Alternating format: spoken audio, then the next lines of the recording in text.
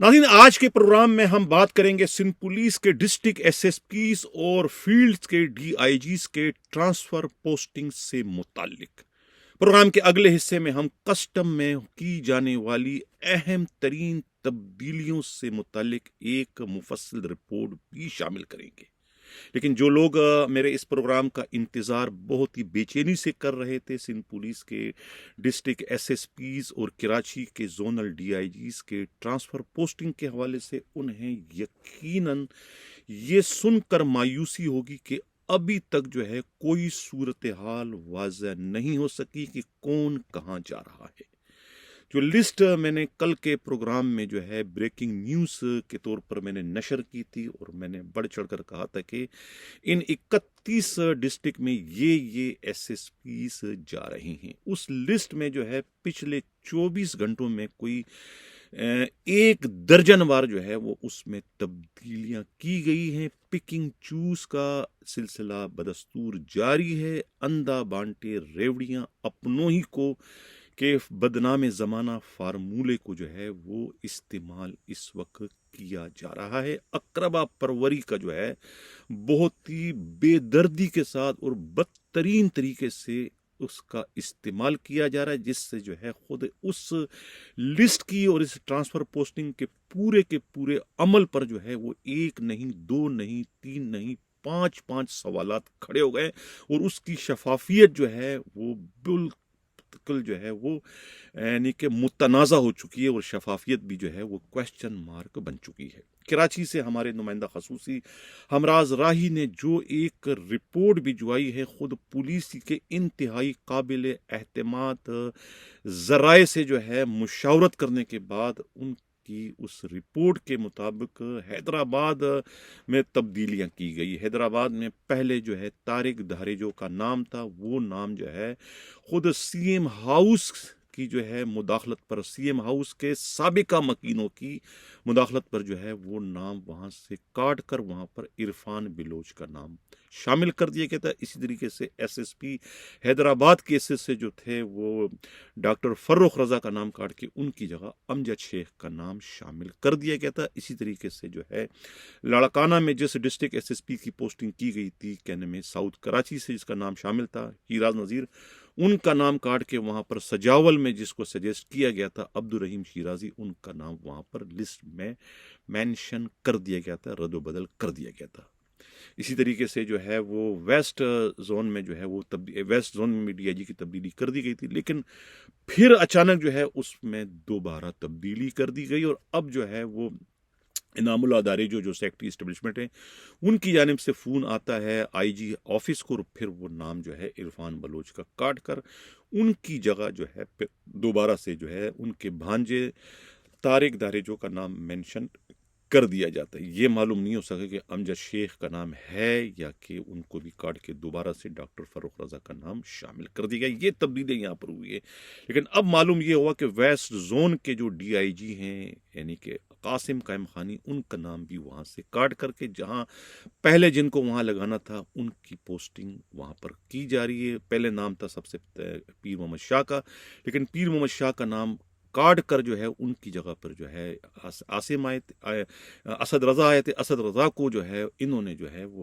काट कर जो है कटवा कर आईजी से आसिम कायम खानी ने कि मैं पहले वहाँ पर रह चुका हूँ और मैं जो है ईमानदारी, दयानतदारी और उसूल परस्ती का एक चलता फिरता इश्तिहार हूँ, तो मुझे जो है यहाँ पर लगाया जाए। और इस तरीके से वो नाम काट के उनका नाम वहाँ शामिल किया। लेकिन अब इतला ये मिली है कि उनका नाम दोबारा काट कर उनकी जगह जो है खुद असद रजा का नाम शामिल किए जाने की इस वक्त तक जो है वो ये इतला मौसूल हुई है, जबकि खुद आसिम कायम खानी का नाम पहली लिस्ट में जो है वो डीएल ब्रांच के लिए जो है वो मुख्तस कर दिया गया था। सजेशन उसकी वहीं की थी और यही वजह है कि उन्होंने अपनी जो बारात है उनका एडवांस में वहाँ ट्रांसफ़र करा दिया था, जिसमें जो है खुद उनके पीएसओ अनऑफिशियल जो पीएसओ उनके इंस्पेक्टर शाह अदील और हेड कांस्टेबल इमरान आफरीदी पहले ही उन्हें भिजवा दिया गया था डीएल ब्रांच में, क्योंकि आसिम कायम खानी खुद डीएल ब्रांच के डीआईजी बनने जा रहे थे। लेकिन फिर बीच में उन्होंने जो है जब उन्हें मौका मिला, क्योंकि जोन को वो तरजीह दे रहे थे, जब उनको मौका मिला बोला कि ये हो सकता है और आईजी को इस्तेमाल किया जा सकता है, आईजी बातों में आ सकते हैं, उन्होंने आईजी से अपना नाम उसमें शामिल कर दिया। तो ये लिस्ट जो है ये कोई किसी और कॉर्नर से नहीं बन रही, ये लिस्ट खालिसतन इस वक्त जो है वो आईजी ऑफिस में बन रही है।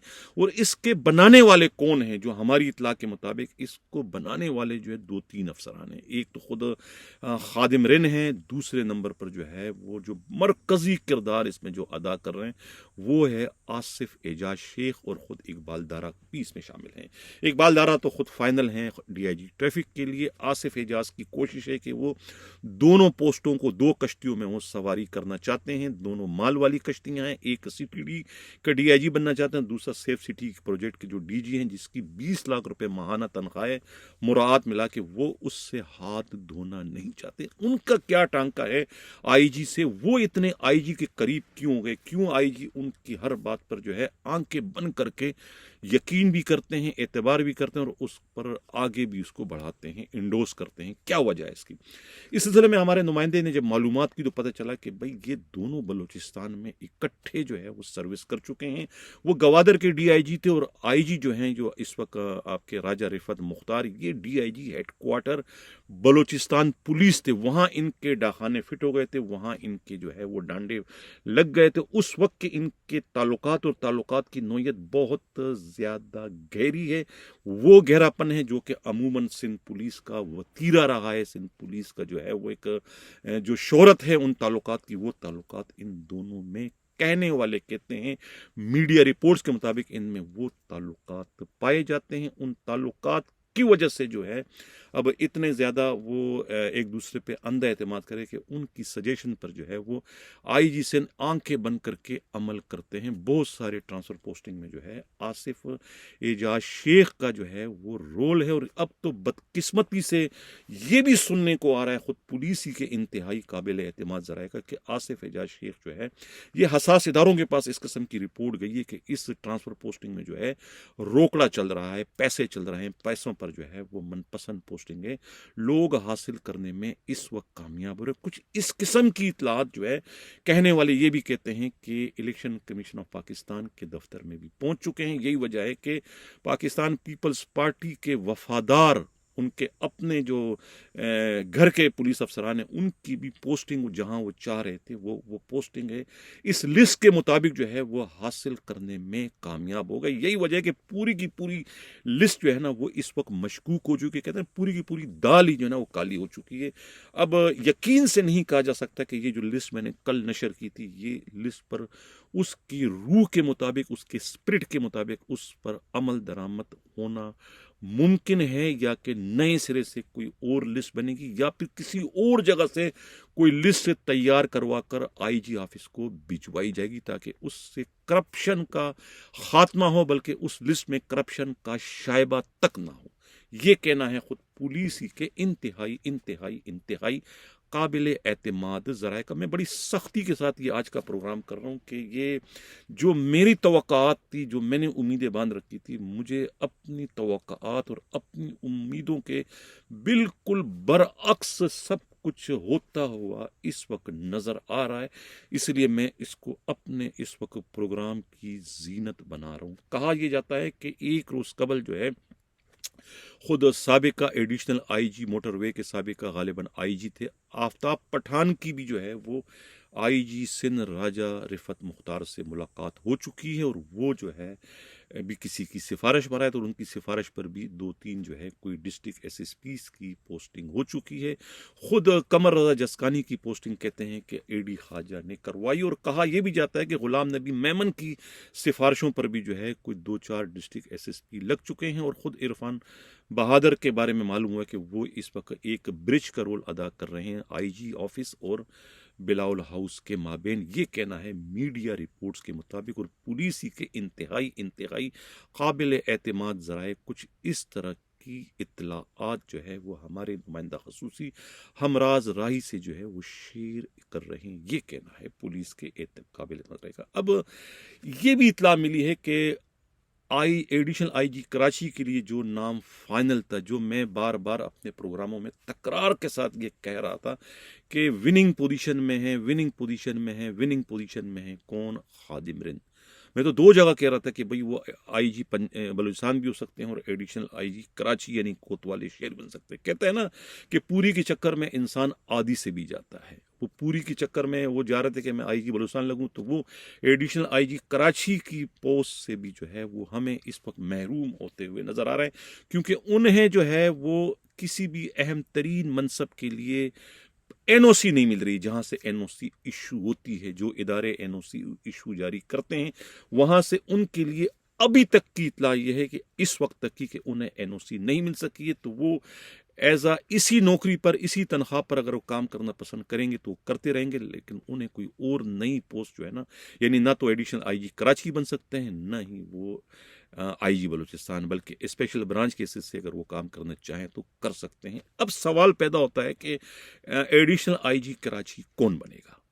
कोई नहीं बनेगा। कोई यहाँ पर ऐसा एडिशनल ग्रेड 21 का अफसर नहीं है कि जिन्हें ये मनसब दिया जाए। तो रे देकर फिर आपके पास सबसे सीनियर जो डीआईजी बनते हैं ग्रेड 20 के जो हैं, जो कि 21 के बहुत ही करीब हैं, वो हैं आपके जो है आमिर फारूकी। तो आमिर फारूकी जो है वो कह सकते हैं कि इन्हें ये अहम तरीन मनसब दिया जा सकता है एडिशनल आईजी कराची का, उन्हें लगाया जा सकता है। और उनके अंडर में फिर जो तीनों जोनल डीआईजीज होंगे वो यकीनन उनसे जूनियर होंगे। तो यहाँ पर कोई सीनियरिटी जूनियरिटी का कोई यानी कि फसाद या कोई इशू नहीं खड़ा हो सकता। तो ये अब उनके चांसेस बढ़ चुके हैं कि उन्हें एडिशनल आईजी कराची की बनाए जा सकते हैं।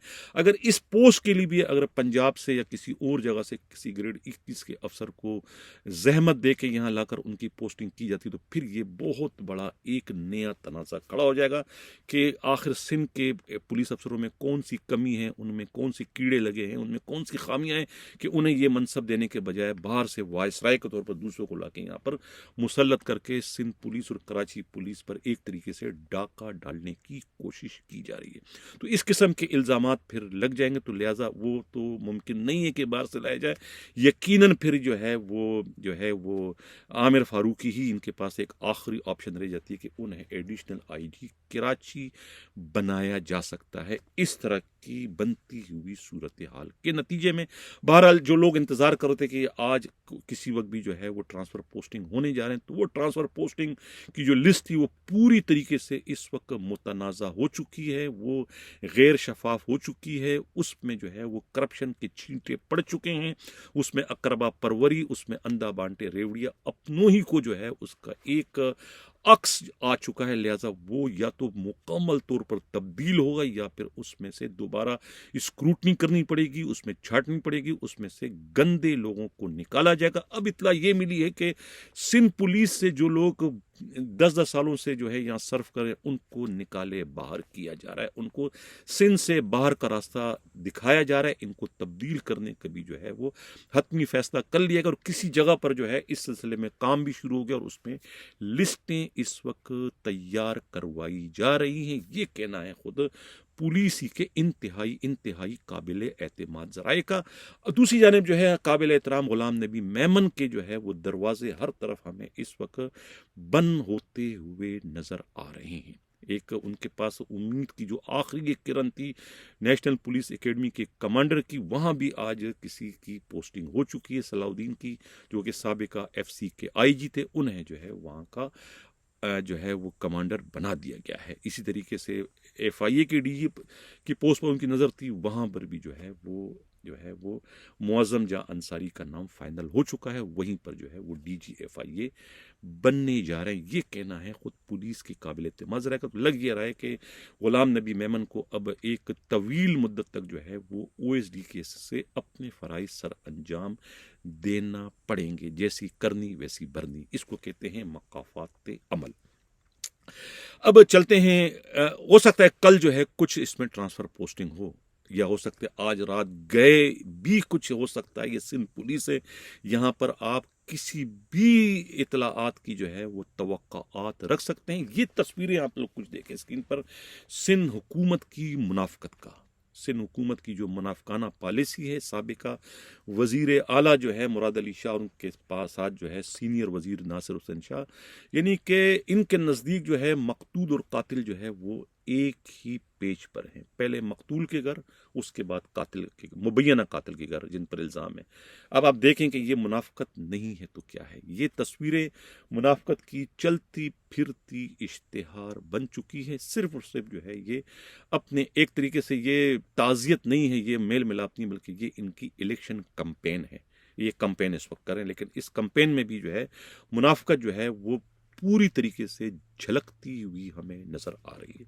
अब चलते हैं, ये जो कस्टम की मैंने बात की थी, कस्टम में बहुत एक भयानक तब्दीली होने जा रही है। ईमानदार तरीन जो है वो कस्टम के जो चीफ कलेक्टर थे कराची के, याकूब माको को जो है वो तब्दील किया जा रहा है। याकूब माको को तब्दील किया जा रहा है, जिसकी वजह से जो है खेपियों में, स्मगलरों में एक खुशी की लहर दौड़ गई है। और जो कस्टम के हरामखोर अफसरान हैं वो भी इस वक्त खुशी से झूम रहे हैं, मचल रहे हैं कि उनके रास्ते का सबसे बड़ा कांटा जो है वो निकलने जा रहा है। इतला ये मिली है कस्टम से, हमारे नुमाइंदा खसूसी ने जो रिपोर्ट भिजवाई है कि याकूब माको तो या तो ये डीजी कस्टम इंटेलिजेंस बन के जा रहे हैं, वहाँ उनको ये चांस मिल रहा है, या एक नई जो पोस्ट इस वक्त क्रिएट की गई है सिंध के अंदर कस्टम की ग्रेड 21 की, ये जो है इनको एक नई पोस्ट बनी है जो 15 सितंबर से काम करेगी। इसमें जो है यानी हैदराबाद और गवादर को और एयरपोर्ट के एक हिस्से को अलग करके एक अलग एक पोस्ट बनाई गई, और एक अलग पोस्ट जो है ये कराची एयरपोर्ट, एक्सपोर्ट और क्या नाम है इसका, इनको जो है मिला के जो है एक अलग जो है वो पोस्ट बनाई गई है, जिसका कहते हैं कि मुमकिन है कि इन्हें याकूब माको को उसका नया चीफ कलेक्टर बना दिया जाए। ये कहना है खुद पुलिस कस्टम ही के इंतहाई अहम जराए का। अब दूसरी जानिब जो है वो जो 19/2021 FIR थी जो कस्टम मेगा करप्शन था, उसमें यावर अब्बास की जमानत हो गई है। सुपरिटेंडेंट यावर अब्बास को जमानत के बाद रिहा कर दिए जाने की इत्तला मिली है, जबकि तारिक महमूद जो है बदस्तूर इस वक्त जेल में है।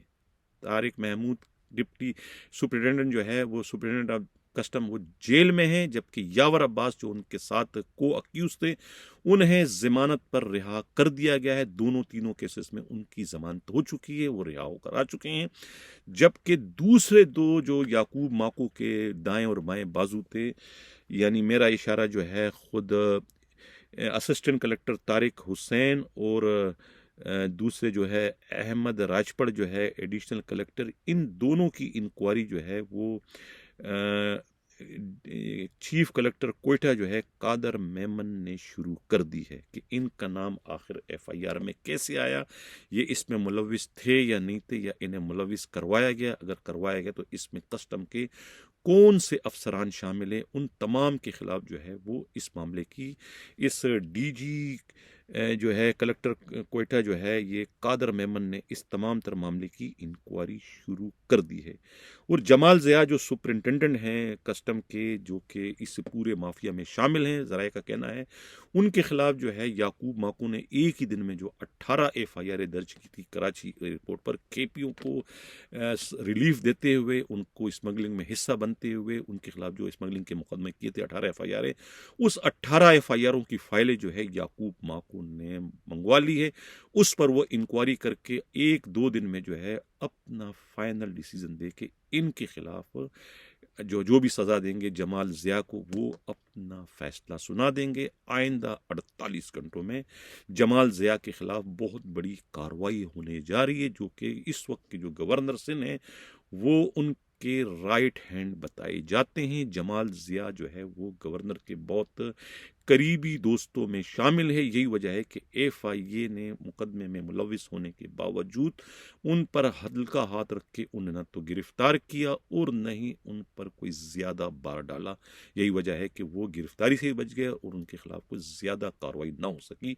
ये कहना है खुद FIA के काबिल एतमाद ज़राए का। और इन्हीं लोगों की वजह से, जिनमें जो है खुद ज़ुबैर रांझा इंस्पेक्टर और राय सलीम जो है और इंस्पेक्टर तारिक वगैरह जो है, और ये जो तारिक महमूद जो गिरफ्तार हैं सुपरिटेंडेंट, और ख़ुद यावर अब्बास, इन्हीं की साजिशों के नतीजे में जो है ये दो ईमानदार तरीन जो कस्टम के अफसरान थे, एक तारिक हुसैन और ख़ुद अहमद राजपड़, इनका नाम जो है वो 19/2021 में चालान में शामिल किया गया था।